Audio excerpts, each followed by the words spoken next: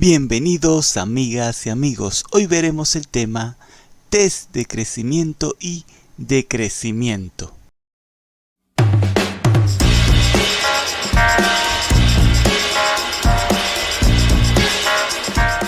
En esta clase nos adentraremos en uno de los temas más importantes para el análisis y comprensión del comportamiento de una función, lo que te permitirá hacer el trazado de su gráfica de forma muy aproximada. Veamos de qué se trata esto. Nos facilitaremos el trabajo con algo llamado test de crecimiento y decrecimiento, o dicho de forma más abreviada, test CD. ¿De qué se trata este test? Es una herramienta con la cual estudiaremos para qué intervalos una función crece o decrece. Veamos cómo funciona, pero antes recordemos cuando una función es creciente y cuando es decreciente. Función creciente. Diremos que una función es creciente cuando a medida que aumenta el valor de la variable del eje x, aumenta el valor de la función. Mira el gráfico. Mientras se incrementa el valor de x, también se incrementa el valor de y en la función. O sea, si ponemos a un hombrecito verde a caminar sobre la función, siempre estará subiendo.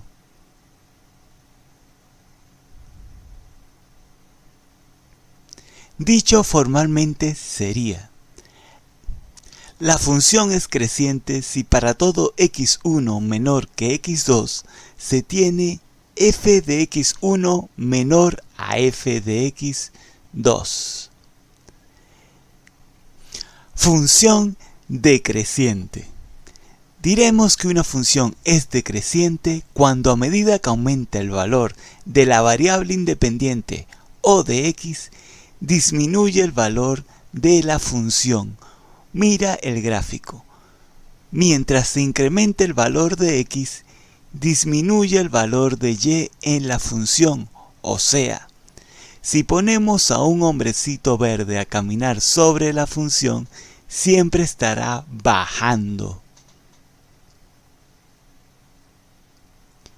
Dicho formalmente, la función es decreciente si para todo x1 mayor a un x2 se tiene f de x1 mayor a f de x2.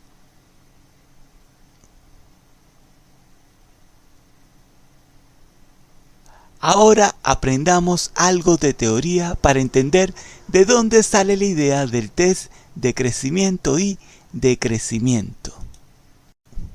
Sea una función f. Si la primera derivada de f es mayor que 0 o positiva en un intervalo AB, entonces f es creciente en ese intervalo. Y si la primera derivada de f es menor que 0 o negativa en un intervalo AB, entonces f es decreciente en ese intervalo. Observa entonces que solo nos basta con calcular la primera derivada de la función y verificar si es positiva o negativa en un intervalo dado. Imagino que te estarás preguntando, ¿y cómo uso esta información? Para entenderlo mejor, hagamos un ejemplo. Para ahorrar tiempo y como ya sabemos derivar, imaginemos que sacamos la derivada de una función y esta nos dio f' de x, o la derivada de f es igual a x al cuadrado menos 3 sobre 3 por x al cuadrado menos 1 elevado a la 3. A continuación te daré los pasos a seguir para estudiar dónde crece o decrece esta función. Paso 1. Estudia el dominio de la función y determina los puntos donde tienen problemas o no existe esa función, que puede ser, por ejemplo, una asíntota vertical u oblicua. Si no recuerdas qué es una asíntota, te sugiero que veas la clase asíntota vertical y horizontal.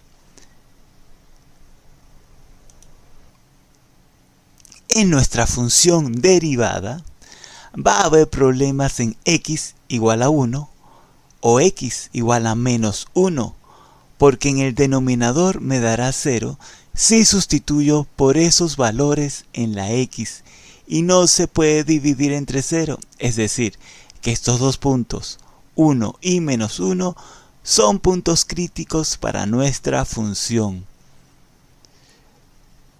Paso 2. Igualo la derivada a 0 y calculo las raíces de esa función, o sea, f derivada igual a 0, que en nuestro caso sería x al cuadrado menos 3 sobre 3 por x al cuadrado menos 1 a la 3 igual a 0, porque esa es nuestra derivada. Ahora despejamos a x de esa ecuación. Primero pasamos la expresión del denominador al otro lado de la igualdad y nos queda x al cuadrado menos 3 igual a 0. Observa que la expresión se multiplicó por 0 y nos sigue quedando 0 al lado derecho de la ecuación. Ahora pasamos al 3 sumando al otro lado de la igualdad y nos queda x al cuadrado igual a 3. Ahora el cuadrado pasa en forma de raíz cuadrada y tenemos que x es igual a más o menos raíz de 3. Por ser raíz cuadrada, sabemos que tenemos una respuesta negativa y una positiva. O sea, tenemos los puntos que llamaremos x3 igual a raíz de 3 y x4 igual a menos raíz de 3. Paso 2. Construir el cuadro de los signos, donde aparecerá el signo que posee la función derivada en cada intervalo. Vamos a armarlo y para ello te brindo la siguiente receta. A. Obtén la función expresada como productos y razones de factores o términos. Esto es, factorizar si es necesario o cualquier otra operación que simplifique nuestra expresión. En nuestro caso tenemos la función f derivada x al cuadrado menos 3 sobre 3 por x al cuadrado menos 1 a la 3. No tenemos que factorizar ni simplificar nada porque ya está simplificada al máximo. B. Ignora los factores o términos que no presenten cambio de signo y que, por lo tanto, no afecten al signo de la función. En nuestro caso, podemos ignorar al 3 delante del x al cuadrado menos 1 a la 3, porque no va a cambiar para nada el signo de la expresión. C. Ten en cuenta aquellos factores que sí produzcan un cambio en el signo. En nuestro ejemplo son x al cuadrado menos 3 en el numerador y x al cuadrado menos 1 a la 3 en el denominador. D. En la primera fila del cuadro debes poner todas las raíces de los factores o puntos críticos de la función. En nuestro caso son los puntos menos 1 y 1, además de menos raíz de 3 y raíz de 3, que ya lo calculamos. Los colocamos. En la primera columna, coloca cada factor o término que generen cambio de signo, que en nuestro caso son x al cuadrado menos 3 y x al cuadrado menos 1 a la 3. Eso lo colocamos en la primera columna del cuadro.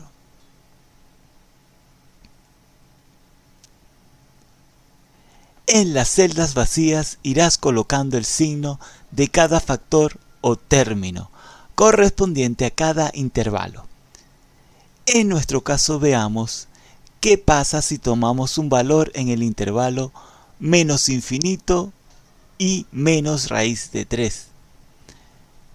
Tomemos por ejemplo el número menos 2 que está en ese intervalo. En x cuadrado menos 3 tendremos menos 2 a la 2 menos 3, y esto sería igual a 4 menos 3, que es igual a 1. Esto es un valor positivo.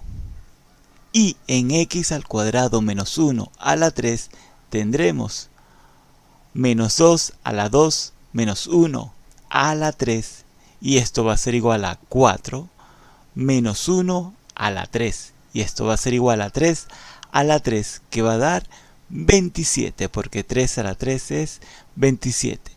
Observa que lo que tienes que hacer es solo sustituir el menos 2 en la x, como ya lo hemos hecho antes en otras funciones. Entonces vamos a colocar los signos que nos dio cada término.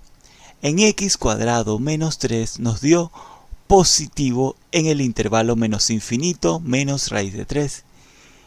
Lo colocamos, y en x cuadrado menos 1 a la 3 también nos dio positivo y lo colocamos allí. G. Multiplica los signos según la regla de los signos y coloca en la última fila el signo resultante para cada columna.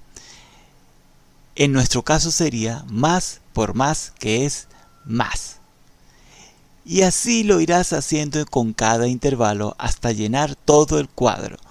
Por razones de tiempo no lo haremos todos, pero te invito a que compruebes cada uno de estos signos que estoy colocando en el cuadro para cada intervalo, para que practiques lo aprendido.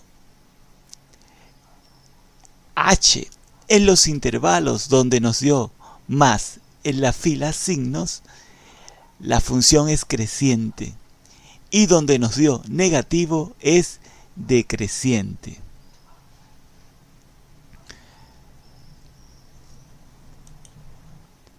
Entonces la función será decreciente para todo x en menos raíz de 3 menos 1 unido a 1 raíz de 3.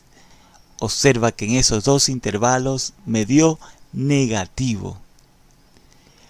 Y va a ser creciente para todo x perteneciente a menos infinito menos raíz de 3 unido a menos 1, 1 unido a raíz de 3 infinito. Observa que en esos intervalos la derivada me da positiva, por lo tanto es creciente.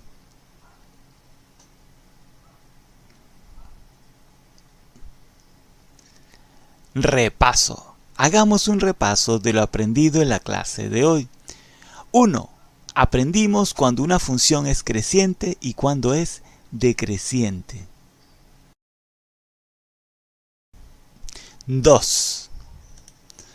Aprendimos que si la primera derivada es positiva en un intervalo AB, entonces la función es creciente en ese intervalo, y que si la primera derivada es negativa en un intervalo AB, entonces f es decreciente en ese intervalo.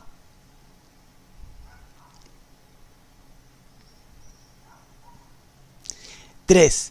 Aprendimos cómo armar el cuadro del test de crecimiento y decrecimiento, estudiando el signo en los intervalos armados con los puntos críticos de la función, y donde nos daba positivo, la función era creciente, y donde nos daba negativo, la función era decreciente. Si esto te ayudó, ya sabes lo que necesitas para aprobar sin sufrir. Más ejercicios claros y explicaciones sin complicaciones. Clic en el link aquí en la descripción y prueba Calculisto, porque estudiar con métodos antiguos es lo que te está retrasando, y cada día perdido es un punto menos en tu nota final.